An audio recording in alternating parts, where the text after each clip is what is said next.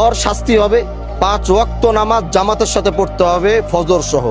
আপনার মেয়েরে আমি সমাজের সামনে আনি নাই, কারণ আমি কোনো মায়ের ইজ্জত নষ্ট করতে চাই না, আমি আমার কোনো বোনের ইজ্জত নষ্ট করতে চাই না। যে অপরাধ করছে আমি সমাজে আইনা দাঁড় করে দিতে পারতাম, আমি মানা করছি, আমি বলছি না, আমি তার আনবো না। আপনার মেয়ের ইজ্জত আমি নষ্ট করি নাই, চাইলে আমি এখানে ওরা দাঁড় করে দিতে পারতাম।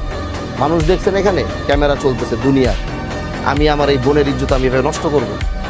সে ভুল করছে। আমি এটাই বুঝাইতে চাইছি যে প্রকৃতভাবে দ্বিতীয়বার, আল্লাহর কসম করে বলতেছি, দ্বিতীয়বার যদি আমি এইরকম আরেকটা কথা যদি আমি আপনার মেয়ের নামে আর জীবনে শুনবো, এটা তরে শুদ্ধ আমি এখান থেকে খেদাই দিল।